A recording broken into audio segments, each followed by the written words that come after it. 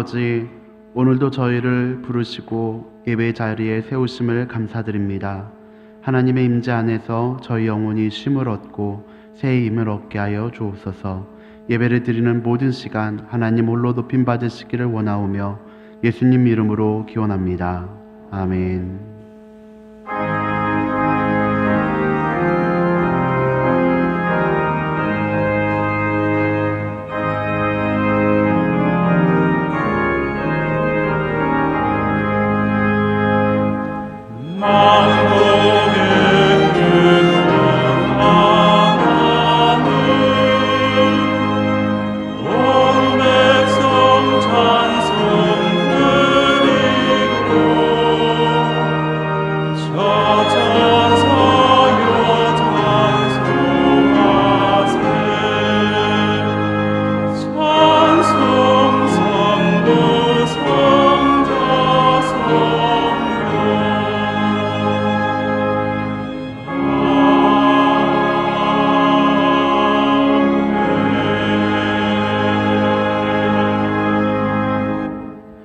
온 땅이여 여호와께 즐거운 찬송을 부를지어다.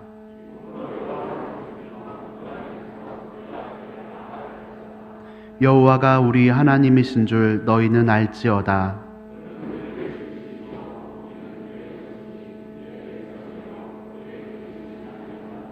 감사함으로 그의 문에 들어가며 찬송함으로 그의 궁정에 들어가서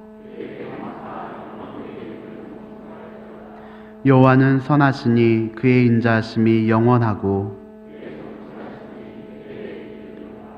아멘.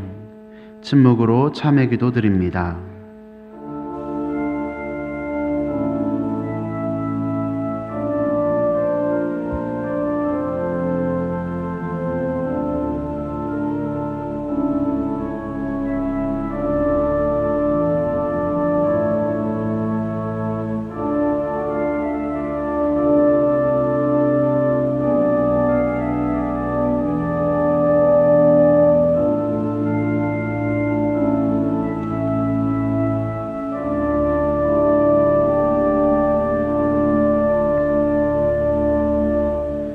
다시 우리를 불쌍히 여기셔서 우리의 죄악을 발로 밟으시고 우리의 모든 죄를 깊은 바다에 던지시리이다. 아멘. 나는 전능하신 아버지 하나님 천지의 창조주를 믿습니다. 나는 그의 유일하신 아들 우리 주 예수 그리스도를 믿습니다. 그는 성령으로 잉태되어 동정녀 마리아에게서 나시고 본디오 빌라도에게 고난을 받아 십자가에 못 박혀 죽으시고 장사된 지 사흘 만에 죽은 자 가운데서 다시 살아나셨으며 하늘에 오르시어 전능하신 아버지 하나님 우편에 앉아 계시다가 거기로부터 살아있는 자와 죽은 자를 심판하러 오십니다. 나는 성령을 믿으며 거룩한 공교회와 성도의 교제와 죄를 용서받는 것과 몸의 부활과 영생을 믿습니다. 아멘.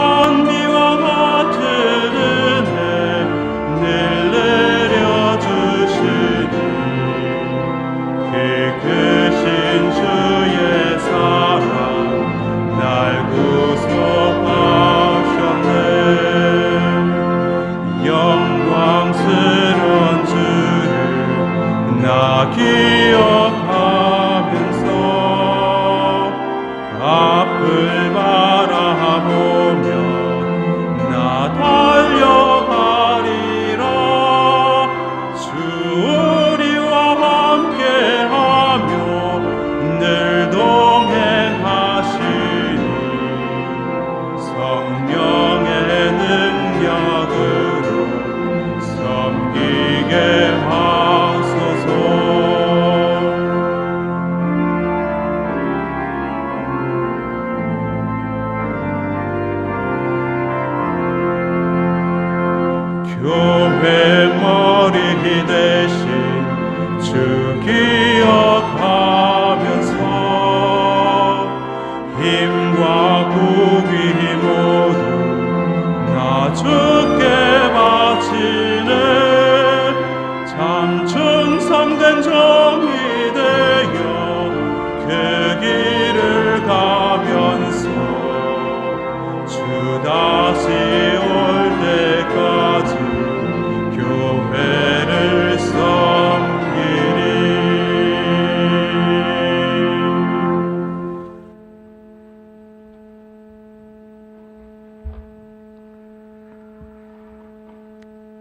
사랑의 하나님,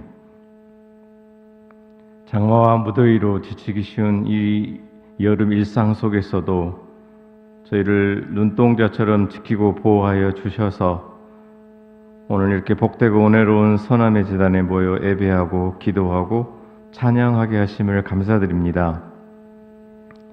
주님, 이 여름 속에 폭염과 폭우 속에 저희들의 삶은 힘들었습니다. 원치 않는 생활의 어려움과 또 인간관계로 마음도 많이 지쳐가고 있었습니다. 어쩌다 보니 주님의 말씀보다는 세상의 시각으로 저희들 살았습니다. 사랑보다는 미움과 질투로, 감사보다는 불평이 많았고, 용서보다는 그들을 심판하고 또 시기 질투했습니다. 지금 이 시간 저희의 마음과 생각과 삶을 돌보아 주시고 이 예배를 통해서 저희들의 마음의 변화가 있게 해 주시옵소서. 사랑의 주님,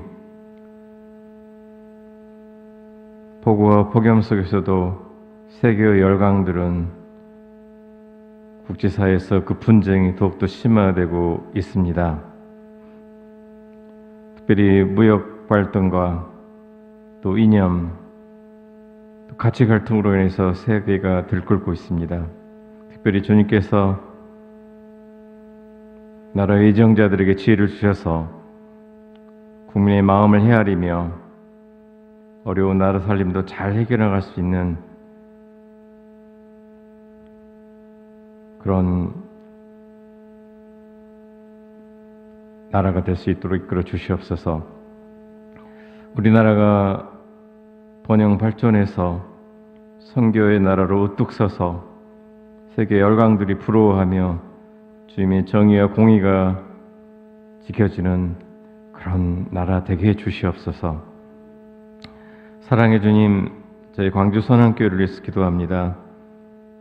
백운동산의 이처럼 아름답고 편안한 예배로 저희들의 기도와 또 기도의 초소로 주셔서 감사합니다. 저에게 맡겨진 사명과 또 저희 성도들이 서로를 아끼고 섬기고 또 말씀과 기도가 풍성해져서 백운동에서 말씀과 사랑에 굶주려 있는 저희 이웃들을 위해서 저희들이 생수를 채워줄 수 있는 교회가 될 수 있도록 해 주시옵소서. 저희가 기도하고 생각하는 것보다 더 넘치도록 응답하시는 하나님 아버지, 이 시간 상한 심령을 치유하시며 낙심한 영혼에게 새 힘을 줄 수 있는 주님을 바라보며 간절한 마음으로 부르짖는 주의 자녀들의 소원의 기도를 주시고 들어주시고 응답하여 주시옵소서. 영유아부, 유치부, 아동부, 청소년부 또 청년부를 위해서 기도합니다. 다음 세대들의 마음과 생각을 아시고 그들의 형편과 처지를 아시는 하나님, 마음밭에 하나님의 말씀을 저희들이 잘 뿌리고 더 잘 가꾸어서 이 복음의 열매가 풍성히 맺어 장차 그들이 이 나라의 법과 정치와 문화와 경제와 교육 각 분야에서 하나님의 나라를 회복하는 도구가 될 수 있도록 저희들을 불쌍히 여겨 주시옵소서. 선포되어지는 말씀 속에 저희 목사님 하나님께서 그 성대를 붙드시고 그의 혀를 붙드셔서 저희들이 하나님 아버지 깊은 사랑을 깨닫게 해주시고 저희들의 심령이 깨어나 주님만 바라볼 수 있는 귀한 은혜의 시간이 되게 해주시옵소서. 각처에서 열심히 봉사하는 손길과 찬양과 악기로 영광 드리는 우리 찬양대의 귀한 모습을 기쁘게 받아주시기를 원하옵고 이 모든 말씀 예수님 이름으로 기도드립니다. 아멘.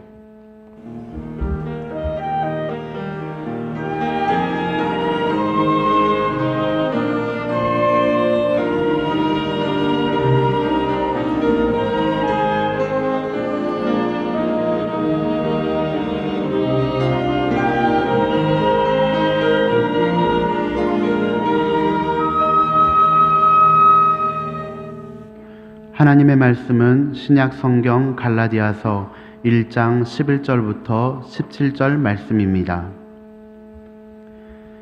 형제들아, 내가 너희에게 알게 하노니 내가 전한 복음은 사람의 뜻을 따라 된 것이 아니니라. 이는 내가 사람에게서 받은 것도 아니요 배운 것도 아니요 오직 예수 그리스도의 계시로 말미암은 것이라. 내가 이전에 유대교에 있을 때에 행한 일을 너희가 들었거니와 하나님의 교회를 심히 박해하여 멸하고 내가 내 동족 중 여러 영갑자보다 유대교를 지나치게 믿어 내 조상의 전통에 대하여 더욱 열심히 있었으나 그러나 내 어머니의 태로부터 나를 택정하시고 그의 은혜로 나를 부르시니가 그의 아들을 이방에 전하기 위하여 그를 내 속에 나타내시기를 기뻐하셨을 때에 내가 곧 혈육과 의논하지 아니하고 또 나보다 먼저 사도된 자들을 만나려고 예루살렘으로 가지 아니하고 아라비아로 갔다가 다시 다메섹으로 돌아갔노라. 아멘.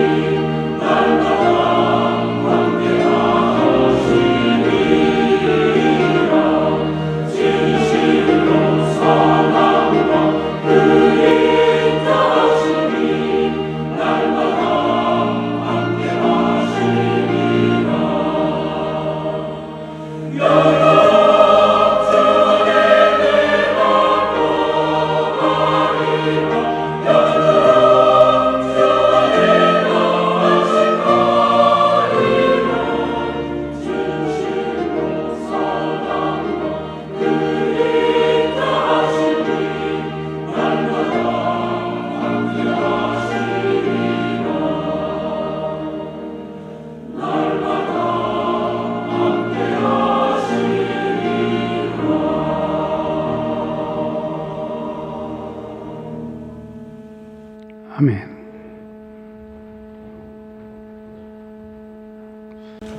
지금 보시고 있는 사진이 1919년 10월 달에 찍은 건데요. 상해 임시정부 국무원들 모습이에요. 양복을 입었죠.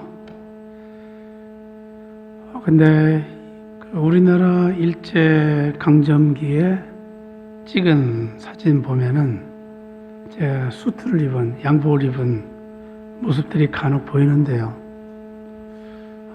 감탄을 금하지 못하는 게 참 멋있어요. 어쩌면 저 시대에 저렇게 멋있을 수 있을까 이런 생각이 들어요. 근데 지금 사진을 보려고 하는 것은 그 멋만 보자는 게 아니에요. 그 멋이 왜 만들어졌는가 이걸 한번 보자는 거예요. 복식, 어떻게 옷을 입는가 이거 보려는 건 아니고요. 그들의 얼굴에서 얼마나 광채가 나는가 이거 보려는 것도 아니고요. 단지 그들의 눈빛을 좀 보고자 합니다. 이분들의 눈빛이 비전이 있거든요. 뭔가 꿰뚫는 듯한 그런 눈빛이에요. 그 눈빛이 왜 만들어졌는가 곰곰이 한번 나름대로 정리를 해봤어요. 내가 없더라고요. 한국이란 나라가 있어요. 이분들에게. 신앙인들은 더욱 그래야 될 것 같아요. 나를 죽이고 내가 없는 거죠. 하나님께서 나를 참 주관하셔서 내가 하나님을 믿는 믿음 가지고 하나님을 앞세우고 하나님을 드러내면서 살아가는 것, 그게 우리 오늘날 우리 신앙인들의 비전 있는 눈빛을 길러내지 않겠는가. 사진 보면서 한번 생각을 해보는 거예요. 이전에 주일이 광복주일이었죠. 그리고 광복주일 지나오면서 여운으로 저 사진을 한번 같이 보고자 하는 겁니다. 그러면서 우리 신앙인들의 눈빛이 어떻게 되는가. 우리 신앙인들의 눈빛은 반드시 비전 있는 눈빛이 되어야 되는데 그 비전은 내가 나를 살려가면서 아무리 기도하고 노력해도 그건 나타나지 않는 것 같아요. 나를 죽이고 하나님을 드러내면서 하나님 위주로 살아가면서 힘쓰면은 그 비전이 내 눈을 통해서 나타날 수 있는 것 같아요. 그러니까 어떻게 보면 자연스럽게 나타나는 거예요. 바울이란 사람은 하나님의 비전을 명백히 가졌어요. 근데 바울도 이런 과정을 겪었죠.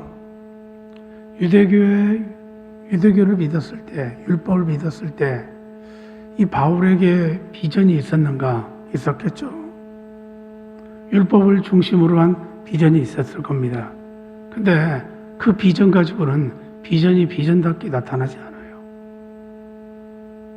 아니, 비전이 아니라 폭력이 나타날 뿐이에요. 그 사람에게 이상한 행태만 나타나요. 현실적으로 한번 생각해 보실까요? 우리나라에서 기독교가 양분되어 가요. 기독교를 믿는 사람이 기독교를 믿는 사람답지 않게 행동하고 말하고 거칠게 싸우는 사람이 있는가 하면 어떤 사람은 하나님을 믿는 사람답게 살아가는 사람도 있어요. 근데 전자의 사람은 비전이 없어요. 왜냐하면 그 사람이 중심이 되어서 그 사람이 하나님을 믿어주는 거지 그 사람이 하나님을 믿는 게 아니에요. 기독교를 잘 생각하셔야 돼요. 기독교의 원래 핵심이 무엇이냐면요. 예수님께서 말씀하신 바예요. 나를 따라오려거든 너 자신 부인하고 나를 따라가라. 오늘날 기독교인 중에서 자기 자신을 부인하는 사람들이 얼마나 될까요? 그래서 조금 섭섭한 일 당해보세요. 자기 자신 부인하면 그 섭섭한 일 당해도 별로 개의치 않아요. 왜요? 주님께서 그렇게 섭섭하게 생각하는 나를 그렇게 섭섭하게 했던 그 사람 위해서 죽으셨기 때문에 십자가 사랑으로 이해해요. 근데 오늘날 기독교인들은 시퍼렇게 살아있어요. 그래서 자기 자신이 섭섭한 꼴을 당하면 감당 못합니다. 다 풀어야 돼요. 여러분, 엄밀히 말해서 이건 신앙이 아니에요. 이걸 신앙이라고 착각하면 오해하는 거예요. 그건 절대 신앙이 안 돼요. 만약에 그러기로 따진다면 우리 주님은 십자가에 못 박히시지 않아요. 십자가에 못 박으려고 하는 사람 다 죽여버리고 주님은 시퍼렇게 살아서 돌아다니실 거예요. 근데 우리가 아는 주님은, 성경 속에 나타난 주님은, 하나님께서 보내신 주님은, 메시아이신 주님은, 자기 자신을 십자가에 못 박아서 죽였던 주님은 자기 자신이 다 감당하세요. 그런 하나님을 믿으면서, 그런 예수님을 믿으면서 우리가 과연 참된 믿음을 갖고 있다고 이야기할 수 있는가? 이야기하기 힘들잖아요. 그래서 우리 믿음을 조금 더 깨우쳐서, 흔들어서 바로 잡고자 하는 것이죠. 바울은 자신이 비전을 갖고 있었다고 자부했는데, 율법에 관한 누구보다 열성이 있다고 자부했는데, 부활하신 주님 만나고 나니까 자기는 아무것도 아니었어요. 자기는 거짓말쟁이였어요. 여러분, 이게 어느 때에 가능해집니까? 부활하신 주님 만날 때에 가능했어요. 그러기 전에는 가능했습니까? 가능하지 않아요. 우리 모두 마찬가지라는 것이죠. 내가 참되게 부활하신 주님을 만나고 나서야 바울 같은 사람도 그 신앙을, 비전을 갖게 되었는데 우리 역시 마찬가지라는 거죠.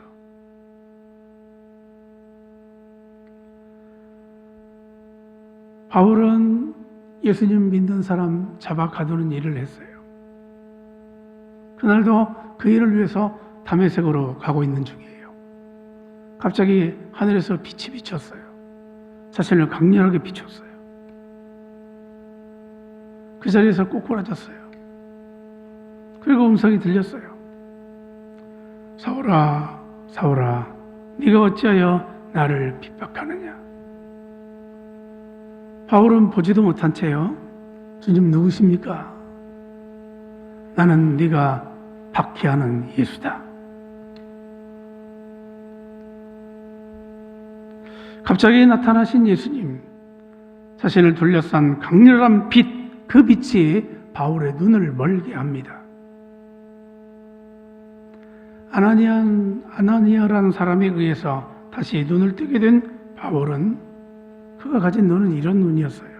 율법적인 눈이 아니에요. 복음적인 눈이에요. 이전에는 율법적인 눈을 가졌어요. 그 율법 뜯어 고치려고 아무리 옆에서 노력하고, 아무리 옆에서 권면하고, 아무리 옆에서 간권해도 바울은 그 율법적인 눈 절대로 뜯어 고치지 못했어요.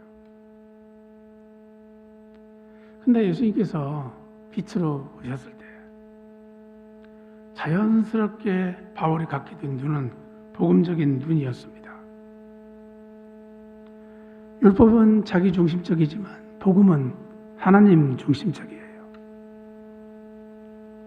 바울은 모든 사람과 온 세상과 하나님을 그렇게 달라진 눈으로, 달라진 마음으로 비로소 보게 됩니다.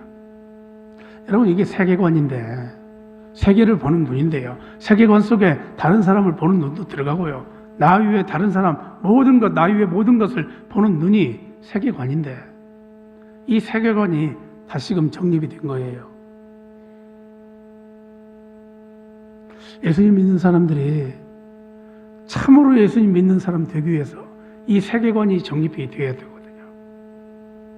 하나님을 어떤 눈으로 보는가, 세계를 어떤 눈으로 보는가, 다른 사람을 어떤 눈으로 보는가, 이전과 똑같이 보는가, 예수님을 믿기 이전과 똑같이 보는가, 아니면 내가 달리 보는가, 여기에 따라서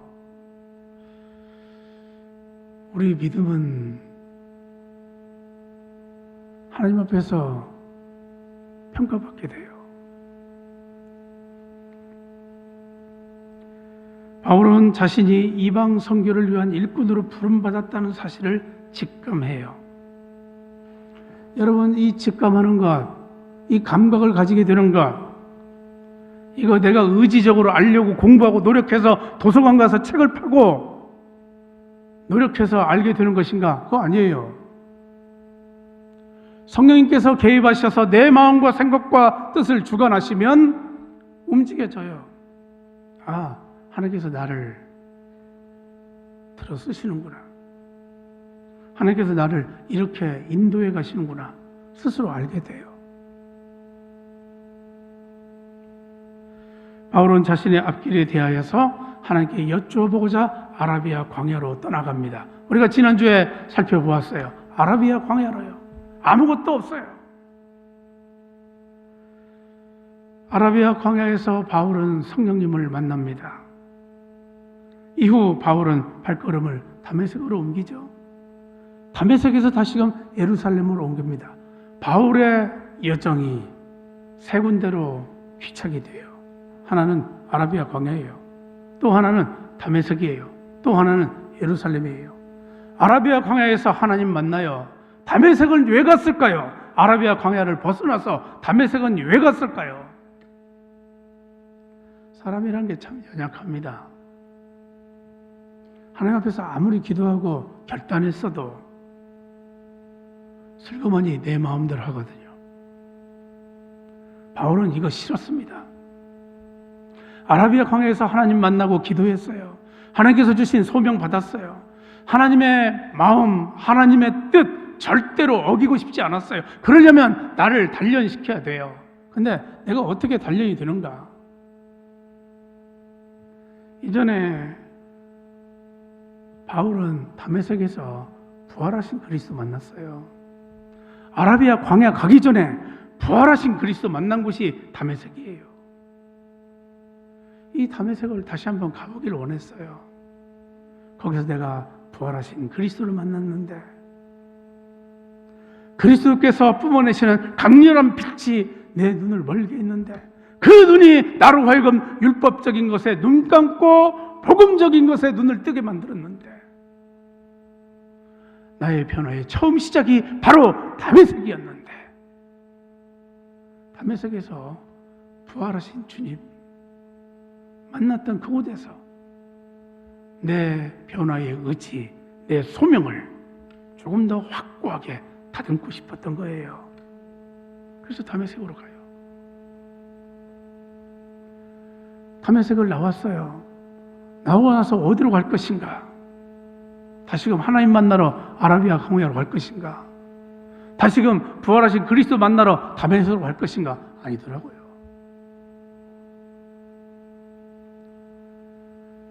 하나님은 잘 믿는다면서 하나님 잘못 믿는 사람들이 있습니다. 겉보기에는 하나님 잘 믿는 것 같아요. 근데 하나님을 전혀 못 믿는 사람들이 있어요. 누굽니까? 사람 무시하고요. 하나님만 믿는 사람. 이 사람들이 나중에 교물돼요. 이상한 사람 돼요.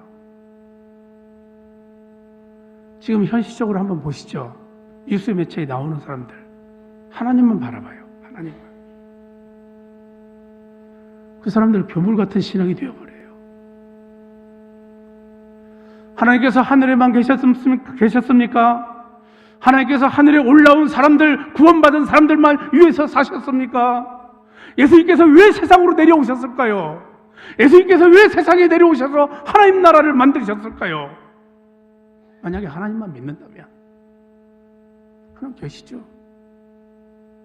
사람들 다 진공청소기로 뿜어 올리듯이 다 빨아올려서 하늘나라로 다 입성시키고 거기서 사람들과 함께 지내시는 게 하나님의 뜻이 아니었겠습니까? 하나님 그렇게 생각하지 않으세요. 이 땅에 있는 사람들 하나님의 사람으로 만드시려는데 그것을 누굴 통해서 이루시는가? 예수님을 사람과 똑같이 변화시키세요. 그 예수님 통해서 일하세요. 예수님께서 12제자 부르세요. 그 제자들 통해서 일하세요. 구약시대요. 구약시대 12지파 부르세요. 그 사람들 통해서 하나님 뜻을 이루어가세요. 하나님은 반드시 하나님께서 하시고자 하는 것을 사람을 통해서 이루어가세요. 이 점을 못 보게 되면 교물 같은 신앙이 만들어져요. 왜 하나님만 생각합니까? 하나님께서 보내신 사람이 있는데요. 그 사람 통해서 하나님께서 하나님의 역사 만들어 가시는데요. 그리고 가족은 왜 주십니까? 내가 왜 교회 나와서 다른 사람들과 함께 예배합니까? 하나님의 뜻이에요. 그러기 위해서 바울은 예루살렘으로 먼저 사도된 사람들 만나려고 갑니다. 왜요? 그들과 함께 사역하려고요. 그들을 통하지 않으면 하나님의 선교가 이루어지지 않으니까요.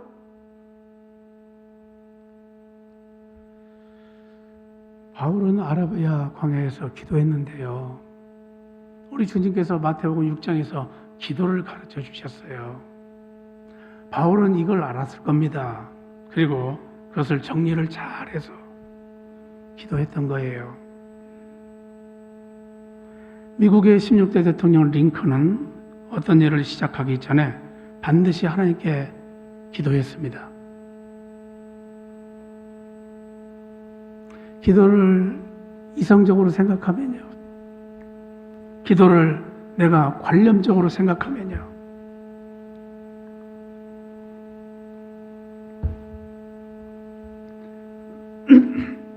기도를 거룩한 의미로만 생각하면요, 기도 모르는 겁니다. 기도는 실질적이에요.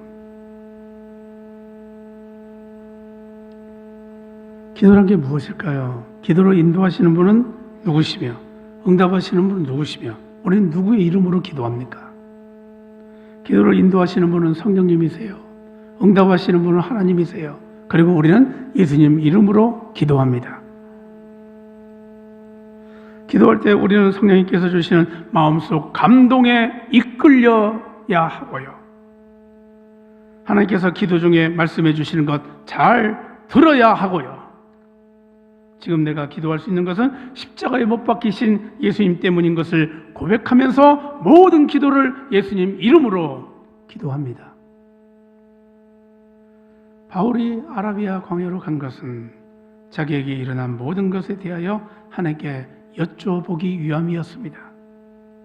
여쭤보는 것, 즉 하나님께 기도드림으로써 바울은 하나님을 만나고 그 하나님을 알게 되고 그 하나님을 믿게 되는 겁니다. 믿음이란 단순하지 않아요. 우리가 생각하는 믿음이란 때로는 내가 믿습니다만 믿는 것인 줄 아는데 그게 아니라 하나님 만나고요, 그 하나님께 기도하고요, 그 하나님을 알아가는 그 과정을 통해서 믿음이란 게 만들어져요.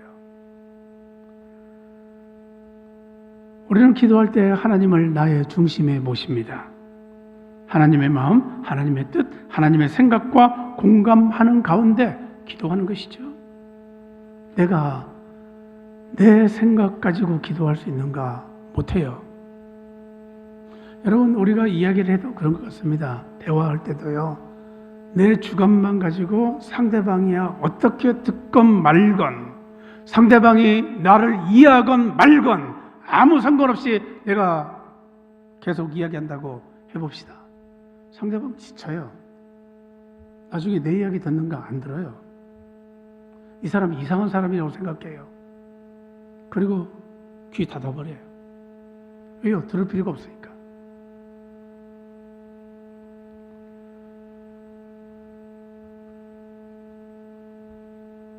자기를 중심에 두는 기도는 바람직하지 않습니다.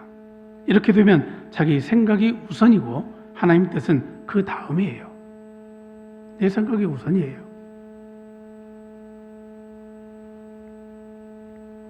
때문에 하나님과 공감대를 형성하지 못합니다. 하나님 뜻보다는 내 뜻을 앞세워요. 여러분, 오늘날 기독교인 중에서 이런 분들이 의외로 많습니다. 내 뜻 중심이에요. 하나님께서 그거 들어주셔야지. 왜 안 들어주셨냐고. 여러분, 거기서 주장되는 게 누굽니까? 나예요. 내가 내 뜻 이루기 위해서 신앙생활 하십니까? 하나님 뜻 이루기 위해서 우리는 신앙생활해요. 성경도 전적으로 그걸 말씀해요. 하나님 뜻이 우선이에요. 아이가 사춘기를 겪으면서 정신적으로 성숙하게 되는데 아이가 기특하게도 부모님 마음을 이해하려고 애를 쓴다고 해봅시다. 그게 겉으로 보여요. 부모가 아이를 보니까 참 기특해요. 이런 과정을 통해서 아이가 건실하게 성장해 나갑니다. 우리 신앙이 그런 것 같아요. 내가 하나님의 뜻을 조금 더 깊이 생각하면서 하나님의 마음을 이해하면서 하나님께 가까이 다가서는 겁니다. 신앙의 성숙이 그렇게 만들어지죠. 하나님 제게 오셔서 저를 만져주시고 저를 좋은 신앙 주십시오. 저에게 좋은 신앙 주십시오. 여러분 이렇게 하는 자세보다 내가 마음을 열고요. 하나님께 한 걸음 다가서는 거예요. 하나님 제가 이만큼 왔습니다. 저를 붙잡아 주십시오. 제가 주님과 친해지길 원합니다. 제 손 잡아주세요. 제가 주님의 마음을 알기를 원합니다. 제 마음도 붙잡아 주세요. 여러분 이 신앙이 뭐가 잘못됐습니까? 정상적이에요. 지극히 정상적이에요. 이런 자세를 가질 때 우리가 하나님께 조금 더 가까워지죠. 기도할 때 우리는 기도의 대상을 분명히 해야 합니다. 우리는 하나님께 기도하지 사람에게 기도하지 않아요. 기도는 주님께 하는 겁니다. 기도는 사람에게 하는 거 아니에요. 사람에게 하는 것은 토론이나 설득이나 논리 전개예요. 하나님이 아닌 사람에게 자기의 신앙적 견해를 설명하듯이 피력하고 설득한다면 그것은 이미 기도가 아닙니다. 특히 공적인 기도에서 위험해요. 목사님 저는 가슴을 쳐요. 그때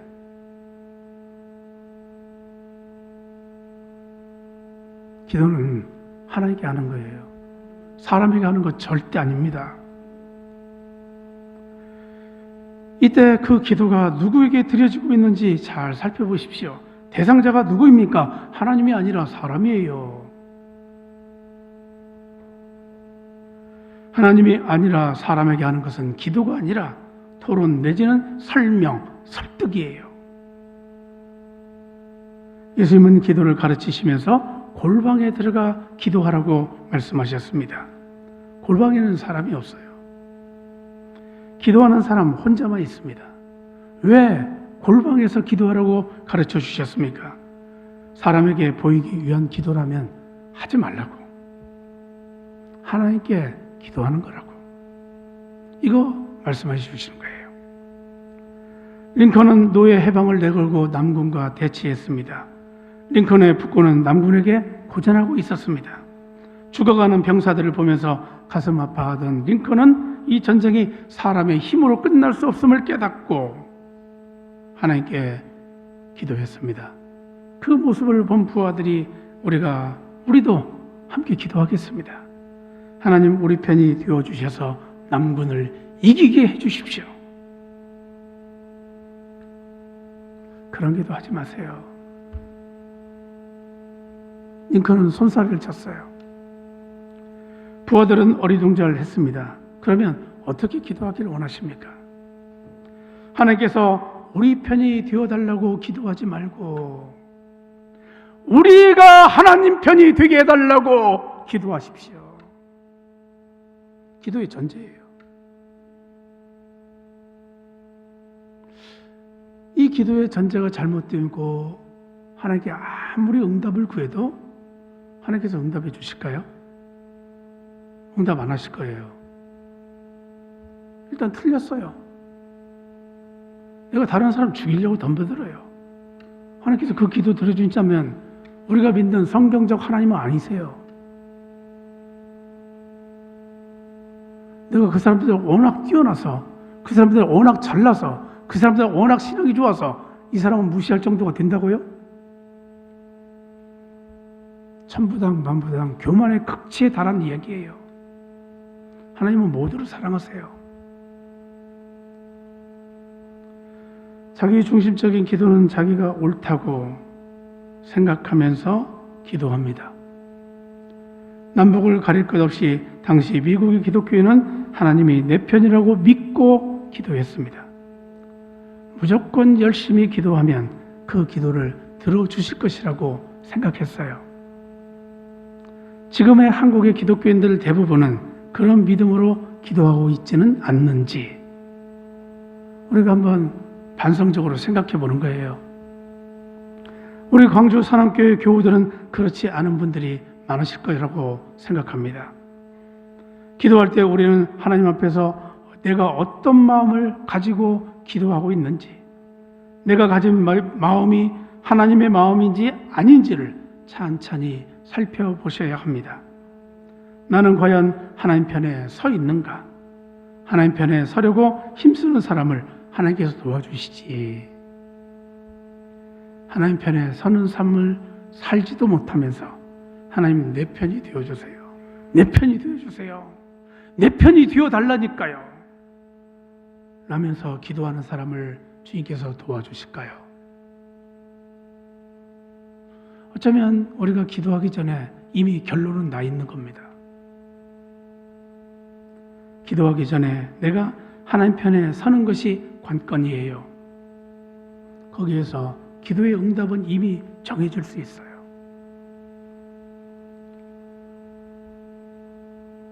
왜 한국교회에서는 기도의 내용의 옳고 그름을 따지는 게 아니라 그 기도하는 사람의 열정을 따질까요? 왜요? 여러분, 이것은 성경 속에서 답을 찾을 수 있어요. 유대인의 열정을 그대로 물려받는 거예요. 유대인의 열정보다 더 중요한 게 무엇이었습니까? 예수님은 뭐라고 가르쳐 주셨습니까? 예수님께서 과연 무엇이라고 가르쳐 주셨습니까? 옳고 그름을 먼저 따지세요. 이게 예수님의 믿음의 전통을 물려받는 거예요.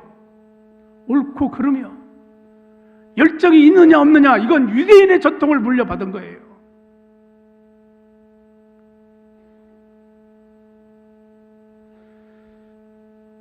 물론 열정이 있으면 좋습니다. 기도하면 하나님께서 무조건 도와주신다는 신앙은 미숙한 신앙입니다.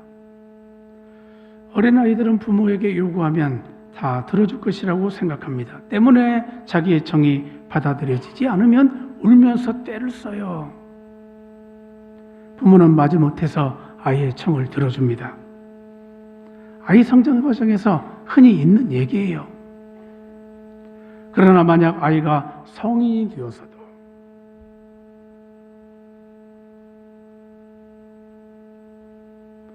다른 사람을 가르칠 수 있는, 충분히 가르칠 수 있는 그런 성인이 되어서도 그런 유아적 생각을 가진다면 그의 인생은 성숙이라는 열매를 맺지 못합니다. 어디까지나 아이의 수준이에요. 우리 신앙을 한번 반성해 보자는 겁니다. 예수님의 기도가 어떤 기도이셨습니까? 아버지여, 할만하시거든 이 잔을 제게서 옮겨주십시오. 간절하게 기도했어요. 십자가 지시기 버거웠어요. 지시고 싶은 마음이 없으셨던가 봐요. 간절하게 기도했습니다. 그 주님의 기도, 하나님의 하나밖에 없는 독자 예수님의 기도 주님께서 들어주셨습니까? 아니에요. No. 거부하셨어요. 십자가 길로 걸어가셔야 됐어요. 우리가 드리는 기도도 때로는 주님께서 들어주시지 않을 수 있죠. 주님의 기도도 들어주시지 않았는데 우리는 기도 중에 하나님 앞에 결단해야 합니다. 하나님과 1대1로 마주하고 하나님 앞에 모든 것 내려놓고 신앙적으로 결단해야 합니다. 성령께서 우리에게 결단을 촉구하세요. 여러분, 설교를 들을 때, 하나님 말씀을 볼 때에, 하나님 말씀 들을 때, 우리가 이 세상 삶의 양당 간의 결정을 할 때 성령께서 내 가운데 역사하세요. 못 느끼십니까? 느끼셔야 돼요. 그때 성령님께서 내 마음으로 결단하도록 인도해 주세요. 그때 우리는 주님의 뜻을 좇아서 결단해야 됩니다. 기도가 하나의 통과 의례가 되거나 자기 만족 내지는 신앙적 유한의 수단이 되어서는 안 됩니다. 어떤 일을 할 때 기도해야만 하는 의무감에 사로잡혀서 기도하는 것과 모든 것에 절대적인 주관자가 되시는 하나님께 여쭙는 자세로 기도하는 것 사뭇 달라요. 후자는 내가 언제나 하나님께 기도했어요. 여쭈었어요. 이건 어떻게 하는 것이 좋겠습니까? 이렇게 여쭙는 거예요. 전자는 의무감에 사로잡혀요. 나 하나님께 기도하기 싫은데, 그래도 내가 기도해야 하나님께서 나를 인정해 주시지. 그런 마음으로 기도하는 거예요. 기도해야 불안하지 않으니까, 기도해야 다른 사람이 나를 기도하는 사람이라고 인정해 주니까, 알아주니까 기도하는 것과 은혜와 평강을 주시는 주님께 전적으로 의지하는 믿음을 가지고 기도하는 것 매우 달라요. 나 자신의 신앙을 유지하고 관리하기 위해서 기도하는 것, 늘 나와 함께 하시는 임마누엘 하나님과 신실하게 이야기 나누는 것은 달라요. 왜냐하면 기도는 단순히 외적 형태만 가지는 게 아닙니다. 기도라는 폼만 가지는 게 아니에요. 껍데기만 가지는 게 아니에요. 진지하고도 엄중한 신앙적 삶의 내면적 고백이기 때문입니다. 우리 삶을, 우리 신앙을 내면에서 붙어 있는 것을 끌어내어서 하나님, 제가 이런 사람입니다. 이렇게 기도합니다. 이 기도 가운데 주님 응답해 주십시오. 라는 내면적 고백이에요. 그것은 나를 향하신 하나님의 뜻과 계시를 구하는 것입니다. 바울은 이런 기도의 형태를 가지고 하나님께 아뢰었습니다. 바울은 사람의 뜻과 하나님의 계시를 대비시켜서 이야기합니다. 내가 전한 복음은 사람의 뜻을 따라 된 것이 아니다. 내가 사람에게서 받은 것도 아니요 배운 것도 아니요 오직 예수 그리스도의 계시로 말미암은 것이다. 사람의 뜻과 예수 그리스도의 계시를 대비시켜요.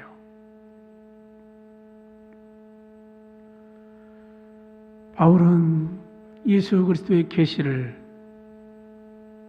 보다 더 확고하게 자신에게 보여지는 하나님의 계시로 보기 위하여서 광야로 가는 것이죠. 거기에서 하나님께 기도했습니다. 하나님 마음을 알게 되었어요. 말씀을, 세상을 구원하시려는 하나님의 마음을 가지고 말씀을 보고 알게 되었습니다. 더욱이 하나님 말씀을 해석하시는 예수님을 알게 되었고, 그 예수님 말씀을 생각나게 해주시는 성령님을 알게 되었고, 이런 차원에서 바울은 예수님의 계시가 무엇인지 알게 되었습니다. 예수님의 계시가 유대인들에게, 바울과 같은 유대인들에게 철저하게 가려져 있었어요. 도무지 하나님 말씀을 알지를 못했어요. 그때까지도. 근데 예수님께서 오셔서 비늘 같은 것을 벗겨주셨어요. 복음적인 눈을 보게 하셨어요. 그때 바울의 눈에서 비늘 같은 것이 벗겨지고 드디어 보게 된 것이 무엇인가? 예수님의 계시였어요. 그 계시란 게 무엇인가? 다른 것 아니에요. 하나님 말씀이에요. 하나님 말씀을 어떻게 보는가 완전히 다르죠.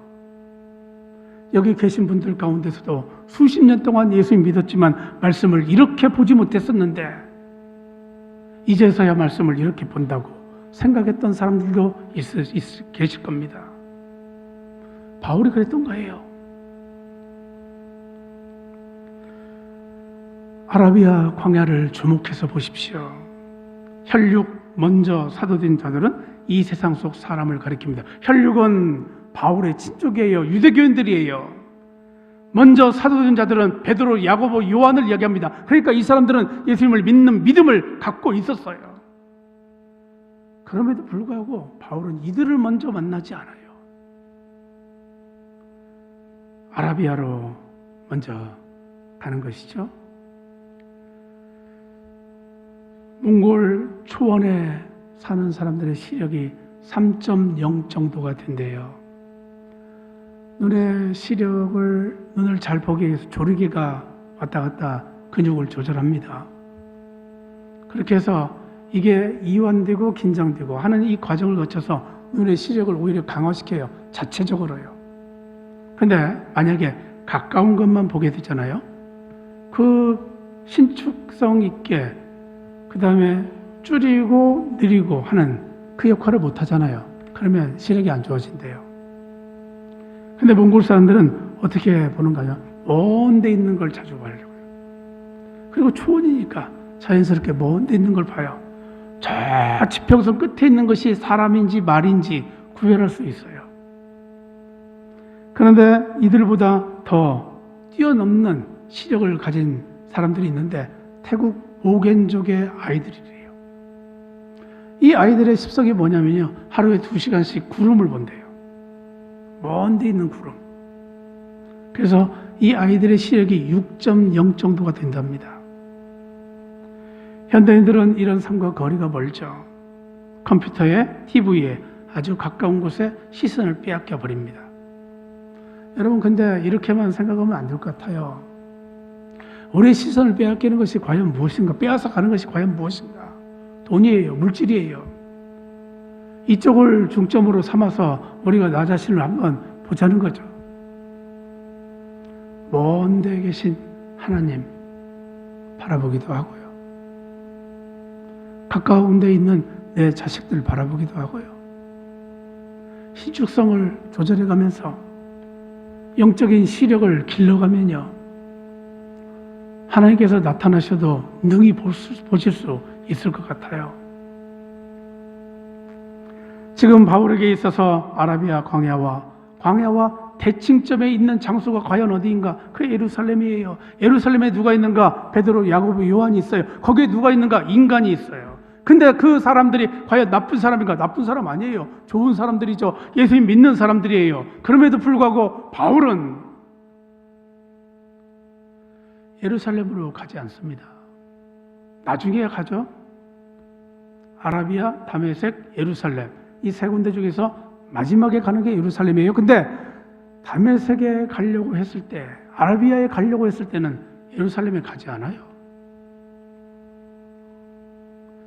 예루살렘으로 가면은 좋을 것 같아요.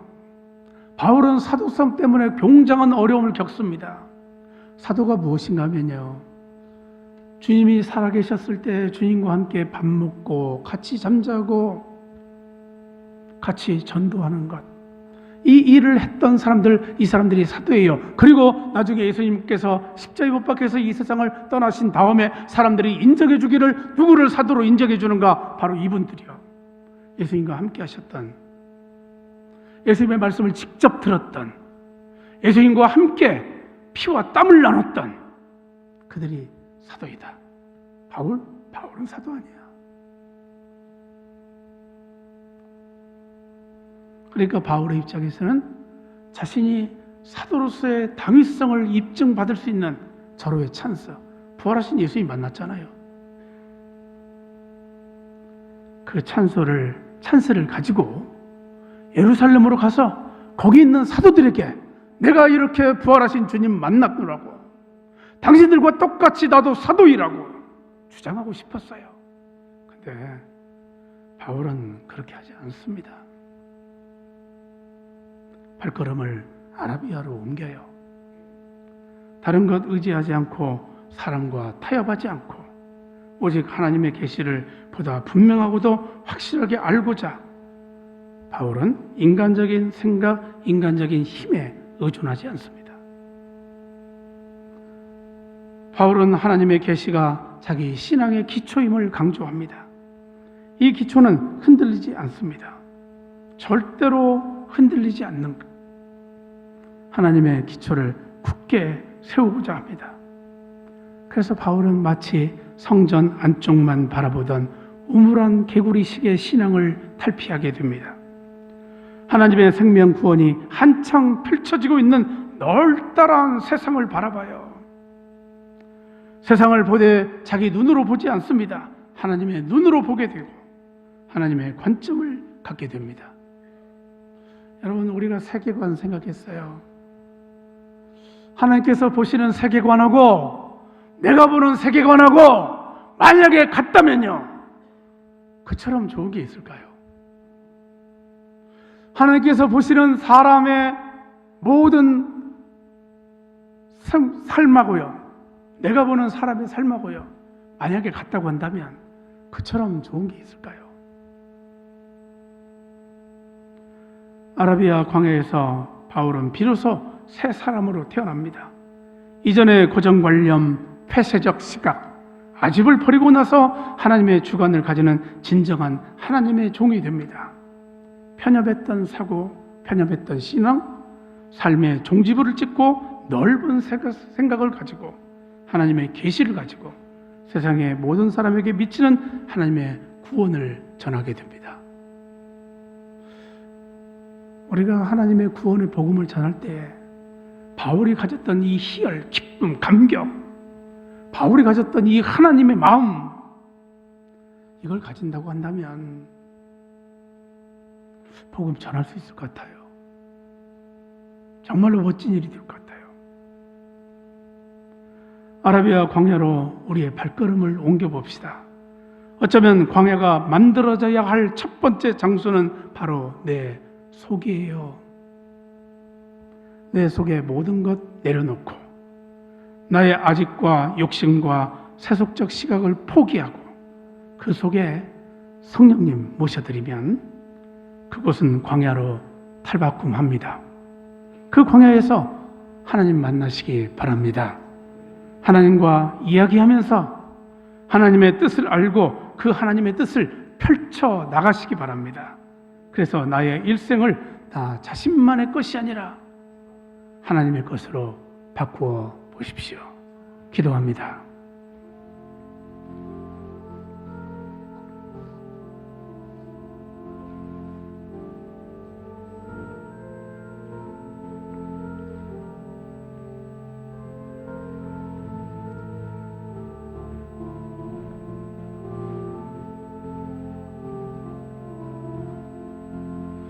주 아버지 하나님, 저희들에게 하나님을 제대로 바라보는 귀한 눈 주시고 하나님의 눈으로 세상을 제대로 바라보는 귀한 눈 주시고 무엇보다도 영적인 깊이 속에서 하나님의 뜻을 헤아려가는 귀한 영적 눈 가지도록 인도하여 주옵소서.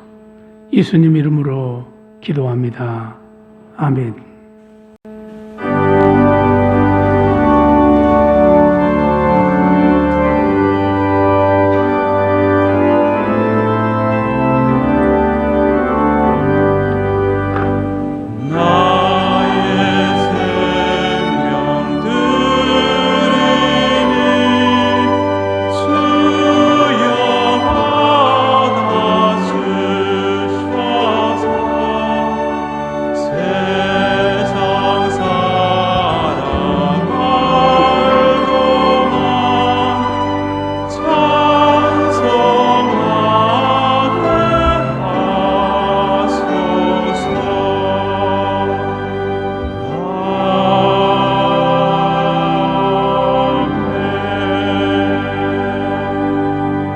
아버지 하나님 감사합니다.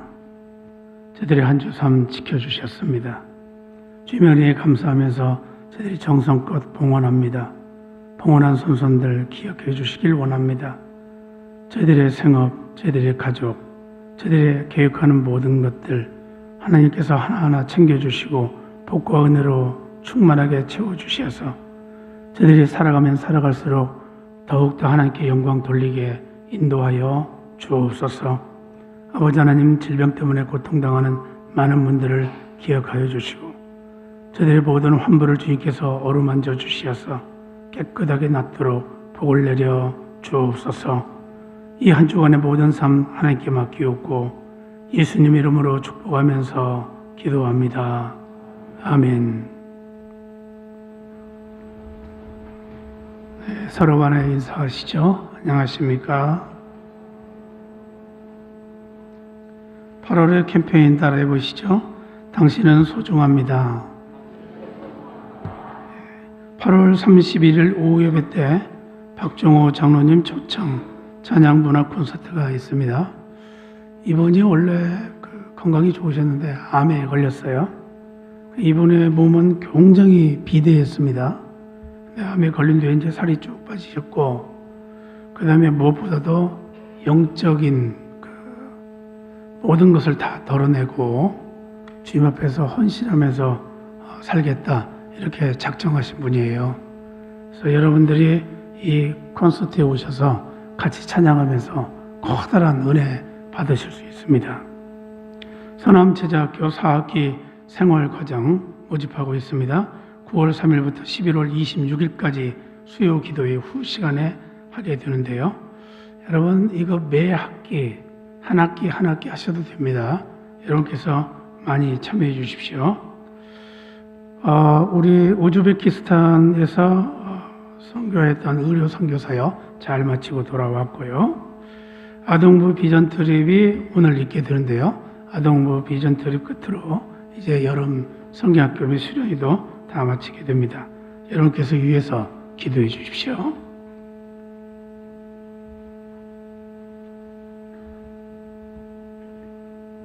현재 본당 2층 화장실만 사용하실 수 있습니다. 오늘 점심은 교회에서 식사 가능합니다. 2025학년도 2학기 장학금 신청 다음 주일 사무실에서 받습니다. 예배당 중층 아래쪽은 냉방이 다소 약할 수 있으니 참고해 주시기 바랍니다. 43구역 김상수 집사님, 정만욱 권사님의 장남 원군의 혼인 예식이 23일 광주 라붐 웨딩홀에서 있습니다. 59역 박란희 권사님의 장남 주일군의 혼인 예식이 23일 전주 더메이 호텔에서 있습니다.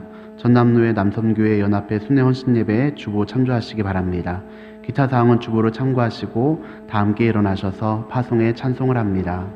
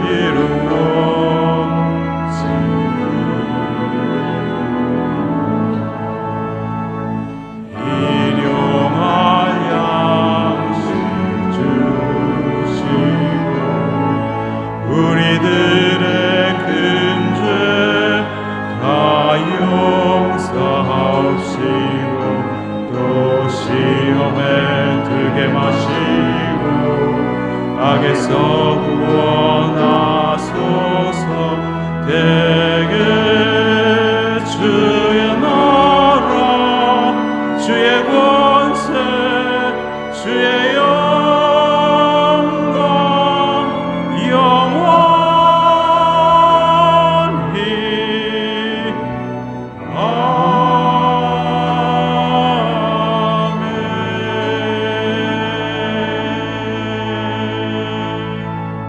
여러분, 우리 주님은 그 빛난 얼굴을 우리에게 비추시고 은혜 베풀어 주십니다. 이 한 주간도 주님께서 친히 지켜주시는데요. 이제 주님 주시는 평안 가지고 힘차게 살아가십시오.